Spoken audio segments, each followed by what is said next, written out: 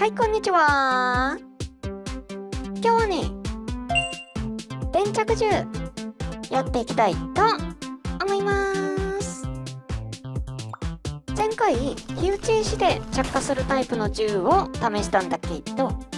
もっと便利な銃を作りたい。ということで、行ってみましょう。で、今回は電気で着火するタイプの銃にするんだけど、肝になる素材としてはまずコンデンサー。これは電池よりも強い電気を一瞬で放出するっていうアイテムなんだけど、これと合わせて使うのがタングステン。これは単純に武器として強いっていう特性以外に、電気を通すと発熱するってな特性がありますので、こうやってコンデンサにタングステンをくっつけると、温度が上がりますね。で、この熱で火薬を爆発させるってな構想なんだけど、これだと発熱量が足りないかな。これはこの大きさのタングステンだとコンデンサ1本分では十分に温まらないってのが原因なので、もっと細かいタングステンを作りたいところなんだけど、なかなか切れない小さくて狙いにくいし、そもそもタングステンは加工しにくい特性もあるし、しかも丈夫なんだよなちょっとね、根本的にどうするかは置いといて、電力が足りないならコンデンサー2本でどうか。さっきよりも温度は上がってるみたいなんだけど、火薬を爆発させる温度まで届かなかったみたいですね。これはさっきと同じ原因で、タングステンを小さくすれば解決するはずなんだけど、電池をいっぱいくっつけてコンデンサの出力時間を長くすればいけるんじゃないか。いや、うまく爆発するところをお見せしたわけだが、はい、さっきのでタングステンの温度が十分に上がれば火薬が爆発することを確認できたので、細かい部品とかをクリエイティブモードで作っていきます。肝になるタングステンは今回は発熱さえできればいいので、できるだけ小さいサイズで作ります。で、弾は前回使ったものを使います。これで試してみると、この大きさのタングステンならコンデンサー1本で起爆できることが確認できました。で、前回は熱源と火薬までの間を導火線でつないでたんだけど、電気の場合はトリガースイッチで使う時だけ電気を通すってことができるので、この作りだとトリガーを引くだけで発射できますね。よし、仕組みはこれでいいとして、あとは銃っぽく作りましょうか。コンデンサは一発撃つと電力が尽きるので、電池を1本つけとくのと、本体は電気を通すために合金で作ってます。で、狙いをつけるサイトとしては透明で見やすいガラスをつけといて、これで試してみると、いい感じですね。コンデンサの充電は電池の本数を増やせば充電速度は上がるんだけど、今回は手動装填の想定なので、このスピードでも問題ないですね。よし、じゃあこれを設計図登録しといて、はい、ノーマルモードに戻ってきました。早速設計図登録したものを生成するために材料を集めてるんだけど、一つだけ今持ってない資材があるので、ちょっと拾いに行きましょうか。あったあった。この珪砂がガラスの材料になります。これを鉄とかと同じように火で燃やせばガラスに変化するので、よし、これで全部揃ったかな。トリガースイッチ忘れてた。これ今一つしか持ってないので、スクーターから外すしかないな。なんやかんやってよし、電着銃が完成しました。あとは実際に戦ってみますか。予備の電池とか弾の材料とかを用意して、すぐ近くにいる敵のところに向かいます。敵は何種類かいるんだけど、前回と同じく風車の相手をしてみるかな。では、いざ。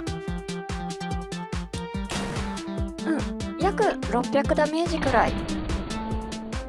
前回と今回で銃の本体の構造は全く違うんだけど、弾は同じものを使ってるので、与えるダメージは同じになる想定です。で、相変わらずビーム砲を狙ってるんだけど、やっぱし外すことも少なくはないかな。とかなんとかやってると、よし、1個破壊しましたね。本当は真ん中のを狙ってたんだけど命中は命中。この調子でやっていきましょうか。柱を狙えばほぼ当たるのは分かってるので、小さいものを狙うチャレンジをやってるわけなんだけど、2つ目を破壊できました。前回と比べて着火の操作とかで手を動かす必要がない分、狙いをつけやすいっていうアドバンテージがあるし、サイトをガラスにしたってのも微妙に改良されてるところかな。今度は上の方を壊しましたね。狙いがそれてるってことなんだけど当たってるのでよし。とはいえ、もうこの辺からは柱を狙ってます。っていうのもね、完全に動作する状態の風車が1本欲しいんだけど、あそこまでボロボロになるともう使い物になんないんだよねとかなんとか言ってるうちに、よし、風車を破壊しました。前回より簡単に破壊できたような気がするぞ。とにかく電池とモーターは回収しときましょう。まだこの世界を始めたばっかしで資材が少ないんでね。よし。で、近くにまだ敵がいるので、この調子であっちのドローン基地とも戦ってみましょう。難易度としては風車よりも簡単って言っていいんだけど、いざ基地の壁相手だと1300くらい入るのかな。っていうか本当はビーム砲狙ってるんだけど壁に当たるなら当たるで OK でしょう。ただね、これクリエイティブモードで作った弾なんだけど、実はこれね、ちゃんと叩いて伸ばした鉄と比べるとちょっと太いんだよね。これはクリエイティブモードでは1センチが最小なのに対して、ちゃんと鍛造したものは0.5 センチになるみたいなので、ちょっとね、こっちで作ってみましょうか。薄いものの方が切れ味が良くなってダメージが上がるのと、ついでに壁破壊用に重い玉にしてみます。よし、これで試してみると、2200くらい出ましたね。この辺の弾頭と策略の調整は難しいところがあって、弾頭を重くすると弾速が下がって攻撃力が落ちたり、あとまっすぐ飛ばなくなったりするのと、策略を多くすると弾頭が壊れたり重心が壊れたりするんだよね。なのでこの辺はいろいろと調整する余地がありますね。とにかく今ので壁を破壊しましたね。ここでちょっとね、ドローンを狙えるか試してみましょうか。ビーム砲より的が大きいのって当たっても良さそうなもんなんだけど、全然当たらない。で、前回作った火縄銃と比べて総合点では電着銃の方が安定して使えるし便利なんだけど、コスパでは火縄銃の方がいいし、そもそも着火装置以外の部品もいろいろ変えてるのもあって、単純に比較するのも難しいですね。この辺は今後も研究の余地ありかな。で、もうね、火薬あるだけ使ってるんだけど、これが最後に余った火薬。当たれー。ダメでした壁は破壊できたので、あとは近接武器で肩をつけましょうか。ちなみにこっちのビーム砲は風車のと違って誘導じゃないので、私くらいのつよつよプレイヤーともなるとこれだけ囲まれても避けれますね。とにかくよし、これでドローン基地を制圧することができました。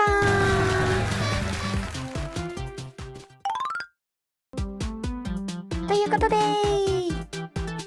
連着銃やってみたわけなんだけど、いかがだったでしょうか。